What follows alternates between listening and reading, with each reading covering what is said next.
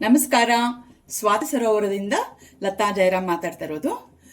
ವೀಕ್ಷಕರೇ, ಇವತ್ತು ನಾನೊಂದು ಹೊಸ ಮಾದರಿಯ ಸೊಗಸಾದ ರುಚಿಕರವಾದ ಘಮ್ಮನ್ನುವ ಕ್ಯಾಪ್ಸಿಕಮ್ ಪಲ್ಯ ಮಾಡಿ ತೋರಿಸ್ತಾ ಇದ್ದೀನಿ.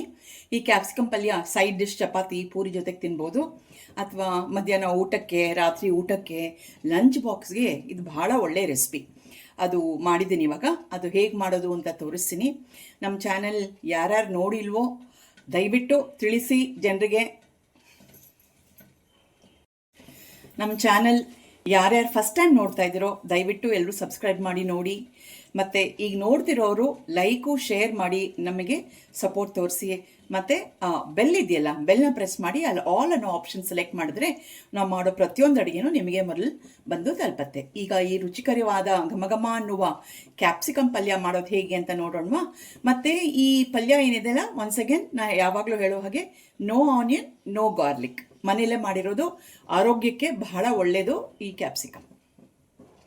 ಘಮಘಮಿಸುವ ರುಚಿಕರವಾದ ಕ್ಯಾಪ್ಸಿಕಮ್ ಅಂದರೆ ದೊಣ್ಣಮೆಣಸಿನ್ಕಾಯಿ ಪಲ್ಯ ಮಾಡೋಕ್ಕೆ ಈಗ ನಾನು 3 ಟೇಬಲ್ ಸ್ಪೂನಷ್ಟು ಕಡಲೆಕಾಯಿ ಬೀಜ ತೊಗೊಂಡಿದ್ದೀನಿ. ಇದನ್ನು ಡ್ರೈ ರೋಸ್ಟ್ ಮಾಡ್ಕೊಳ್ಳೋಣ. ಈಗ ನಾನು ರೋಸ್ಟ್ ಮಾಡೋದೆಲ್ಲದನ್ನು ಬರೀ ಡ್ರೈ ರೋಸ್ಟ್ ಮಾಡ್ತಾಯಿದ್ದೀನಿ. 2 ಬ್ಯಾಡಗಿ ಮೆಣಸಿನ್ಕಾಯಿ ಪೀಸ್ ಮಾಡಿ ಇಟ್ಕೊಂಡಿದ್ದೀನಿ. 1 ಟೀ ಸ್ಪೂನ್ ಧನಿಯಾ ಅಂದರೆ ಕೊತ್ತಂಬರಿ ಬೀಜ, 1/2 ಟೀ ಸ್ಪೂನ್ ಪ್ಲೇನ್ ಸೋಂಪು,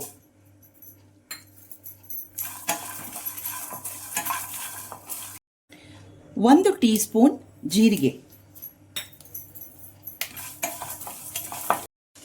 ಒಂದು 15 ಕಾಳು ಮೆಣಸು, 2 ಲವಂಗ, 2 ಟೇಬಲ್ ಸ್ಪೂನಷ್ಟು ಕೊಬ್ಬರಿ.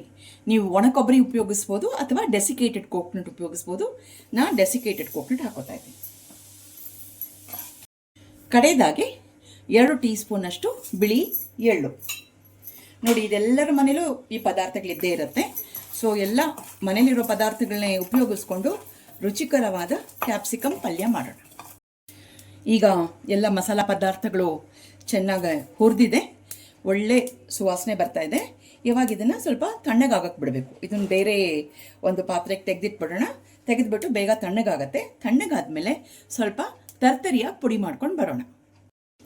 ಹುರಿದ ಮಿಶ್ರಣ ಆರೋದೊಳಗೆ ನಾವಿಲ್ಲಿ ಕ್ಯಾಪ್ಸಿಕಮ್ನೆಲ್ಲ ರೆಡಿ ಮಾಡ್ಕೊಂಡ್ಬಿಡೋಣ. ಅದಕ್ಕೆ ನಾನು ಬಾಣಲೆಗೆ 2 ಟೇಬಲ್ ಸ್ಪೂನಷ್ಟು ಅಡುಗೆ ಎಣ್ಣೆ ಹಾಕ್ಕೊಂಡಿದ್ದೀನಿ. ಮತ್ತು 1 ಟೀ ಸ್ಪೂನಷ್ಟು ಸಾಸಿವೆ, 1 ಟೀ ಸ್ಪೂನಷ್ಟು ಜೀರಿಗೆ,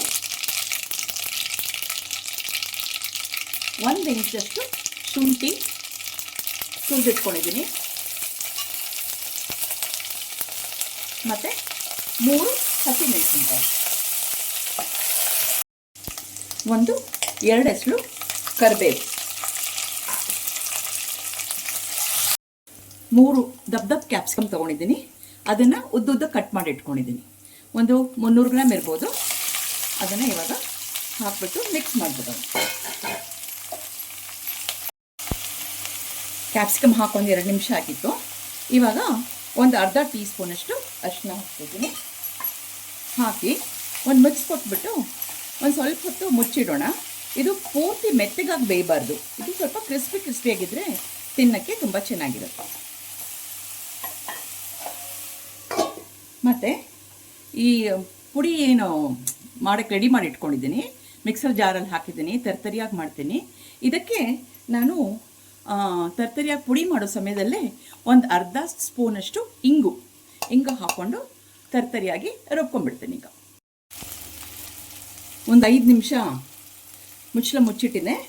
ಎಷ್ಟು ಚೆನ್ನಾಗಿ ಬೆಂದಿದೆ ನೋಡಿ. ಇದಕ್ಕೆ ಬೇಯಬೇಕಾದ್ರೆ ನೀರು ಏನೋ ಹಾಕೋಬೇಡಿ, ಅದೇ ಇರೋ ನೀರಿನ ಅಂಶದೊಳಗೆ ಆಗುತ್ತೆ. ಕ್ರಿಸ್ಪಿಯಾಗಿ ಆಗಿದೆ. ಇವಾಗ ಇದಕ್ಕೆ ನಾನು ಒಂದು ಸ್ವಲ್ಪ ರುಚಿಗೆ ತಕ್ಕಷ್ಟು ಅಥವಾ ಅದಕ್ಕಿಂತ ಒಂದು ಸ್ವಲ್ಪ ಕಡಿಮೆನೇ ಉಪ್ಪು ಹಾಕೋತಾ ಇದ್ದೀನಿ. ಮತ್ತು ತರ್ತರಿಯಾಗಿ ಏನು ನಾನು ಪುಡಿ ಮಾಡ್ಕೊಂಬರ್ತೀನಿ ಅಂತ ಹೇಳಿದ್ನಲ್ಲ, ನೋಡಿ ತರ್ತರಿಯಾಗಿದ್ದು ಮಿಕ್ಸರ್ ಜಾರಲ್ಲಿದೆ, ಪುಡಿ ಹಾಕ್ಕೊಂಡಿದ್ದೀನಿ. ಇದಕ್ಕೂ ಕೂಡ ನಾನು ಒಂದು ಸ್ವಲ್ಪ ಉಪ್ಪು ಸೇರಿಸ್ಕೊತೀನಿ. ಉಪ್ಪು ಸೇರಿಸ್ಕೊಂಡು ಚೆನ್ನಾಗಿ ಮಿಕ್ಸ್ ಮಾಡಿಬಿಡೋಣ. ಮಿಕ್ಸ್ ಮಾಡಿ ಆಮೇಲೆ ಅದನ್ನು ಕೊತ್ತಂಬರಿ ಸೊಪ್ಪು ಸೇರಿಸ್ಬಿಟ್ಟು ಈ ಪುಡಿನ ಇದಕ್ಕೆ ಸೇರಿಸೋಣ. ಒಂದು ಸ್ವಲ್ಪ ಕೊತ್ತಂಬರಿ ಸೊಪ್ಪು,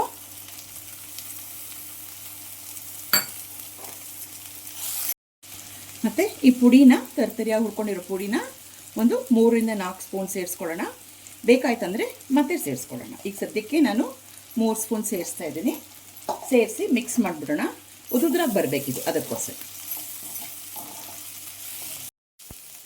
ನೋಡಿ, ಈ ಪಲ್ಯನ ನಾವು ಚಪಾತಿ ಜೊತೆಗೆ ಪೂರಿ ಜೊತೆಗೆ ತಿನ್ನೋಕ್ಕೆ ತುಂಬ ಚೆನ್ನಾಗಿರುತ್ತೆ. ನೋಡಿ, ಈ ಕ್ಯಾಪ್ಸಿಕಮ್ ಪಲ್ಯ ಒಳ್ಳೆ ಲಂಚ್ ಬಾಕ್ಸ್ ರೆಸಿಪಿ. ಲಂಚ್ ಬಾಕ್ಸ್ಗೆ ಮತ್ತು ನಾವು ಮಧ್ಯಾಹ್ನ ಊಟಕ್ಕಾಗಲಿ ರಾತ್ರಿ ಡಿನ್ನರ್ಗಾಗಲಿ ಚಪಾತಿ ಜೊತೆಗೆ ಪೂರಿ ಜೊತೆಗೆ ಕೂಡ ಭಾಳ ಒಳ್ಳೆ ಕಾಂಬಿನೇಷನ್ ಆಗುತ್ತೆ, ಚೆನ್ನಾಗಿರುತ್ತೆ. ಮಾಡ್ಕೋಬೋದು ಇದನ್ನು. ಈಗ ಆಲ್ಮೋಸ್ಟ್ ಆಲ್ ಎಲ್ಲ ಮುಗಿದಿದೆ. ಕಡೆಯದಾಗಿ ಒಂದು ಅರ್ಧ ಹೋಳು ನಿಂಬೆಹಣ್ಣು ರಸ ಇಟ್ಕೊಂಡಿದ್ದೀನಿ. ಅದನ್ನು ಹಿಂಡಿಬಿಟ್ಟು ಒಂದ್ಸಲ ಮಿಕ್ಸ್ ಮಾಡಿ ಆಫ್ ಮಾಡಿಬಿಟ್ರೆ ನಮ್ಮ ಹೊಸ ಥರದ ಕ್ಯಾಪ್ಸಿಕಮ್ ಪಲ್ಯ ರೆಡಿ. ವೀಕ್ಷಕರೇ, ಇದು ಇವತ್ತು ನಾನು ಚಪಾತಿ ಮಾಡಿದ್ದೀನಿ. ಚಪಾತಿ ಜೊತೆಗೆ ಇವತ್ತು ಮಧ್ಯಾಹ್ನ ಸೈಡ್ ಡಿಶ್ಗೆ ನಾವು ಈ ಕ್ಯಾಪ್ಸಿಕಮ್ ಪಲ್ಯನೇ ಮಾಡ್ಕೊಂಡಿದ್ದೀನಿ. ಇದು ಬರೀ ಕ್ಯಾಪ್ಸಿಕಮ್ ಅಂತಲ್ಲ, ಬೀನ್ಸು ಮತ್ತು ಬೀನ್ಸು ಗ್ರೂಪಲ್ಲಿ ಬರುತ್ತಲ್ಲ, ಗೋರಿಕಾಯಿ, ಚಪ್ರದ ಅವರೆಕಾಯಿ, ಅದೆಲ್ಲ ಜೊತೆಗೂ ಇದು ತುಂಬ ಚೆನ್ನಾಗಾಗುತ್ತೆ ಈ ಥರ ಮಾಡಿಟ್ಕೊಂಡ್ರೆ. ಈ ಪುಡಿ ಮಾಡಿಟ್ಕೊಂಬಿಡಿ. ನೀವು ಪುಡಿ ಮಾಡಿಟ್ಕೊಂಡ್ಬಿಟ್ರೆ ಪಲ್ಯ ಒಂದು ಸ್ವಲ್ಪ ಒಗ್ಗರಣೆ ಹಾಕೋದು ಹಾಕ್ಬಿಟ್ಟು ಈ ಪುಡಿ ಹಾಕಿಬಿಟ್ರೆ ಇಮಿಡಿಯೇಟಾಗಿ ಬೇಗ ಆಗುತ್ತೆ. ನಿಮಗೆ ನಿಂಬೆಹಣ್ಣು ರಸ ಮನೇಲಿ ಇರಲಿಲ್ಲ ಅಂತ ಹೇಳಿದ್ರೆ ಆಮ್ಚೂರ್ ಪೌಡರ್ ಸಿಗುತ್ತಲ್ಲ, ಆಮ್ಚೂರ್ ಪೌಡರ್ ಹಾಕೋಬೋದು. ಇಲ್ಲಾಂದರೆ ಸ್ವಲ್ಪ ಹುಳಿ ಇಷ್ಟ ಆದವರು ಒಂದು ಸ್ವಲ್ಪ ನಿಮ್ಮ ಹುಣಸೆ ಹಣ್ಣು ನೆನೆಸ್ಬಿಟ್ಟು ಹುಣಸೆ ಹಣ್ಣಿನ ರಸ ಹಾಕೋಬೋದು. ಇಫ್ ಯು ಲೈಕ್, ನಿಮಗೆ ಆ ಹುಳಿ ಟೇಸ್ಟ್ ಇಷ್ಟ ಆಯಿತು ಅಂತ ಹೇಳಿದ್ರೆ ಇದು ಸುಲಭವಾಗಿ ಮಾಡ್ಕೋಬೋದು. ಖಂಡಿತ ನಿಮ್ಮೆಲ್ಲರಿಗೂ ಇಷ್ಟ ಆಗುತ್ತೆ. It has a different taste. ಇದು ಟೇಸ್ಟೇ ಭಾರಿ ವ್ಯತ್ಯಾಸವಾಗಿದೆ. ಸೊ ಇದನ್ನೆಲ್ಲ ನಿಮ್ಮ ಜೊತೆಗೂ ಶೇರ್ ಮಾಡೋಣ ಅಂತ ಇವತ್ತು ಶೇರ್ ಮಾಡಿದ್ದೀನಿ. ನೀವು ಮನೇಲೆಲ್ಲ ಟ್ರೈ ಮಾಡಿ ಹೇಗೆ ಬಂತು ಅಂತ ನಮಗೆ ಖಂಡಿತ ತಿಳಿಸಿ. ಇಷ್ಟು ಹೇಳಿ ನಮ್ಮ ಈ ವಿಡಿಯೋನ ಇಲ್ಲಿಗೆ ಮುಗಿಸ್ತಾ ಇದ್ದೀವಿ. ಸೊ ಲತಾ ಆ್ಯಂಡ್ ಜಯರಾಮ್ ಕಡೆಯಿಂದ ಮುಂದಿನ ವಿಡಿಯೋವರೆಗೂ ನಮಸ್ಕಾರಗಳು.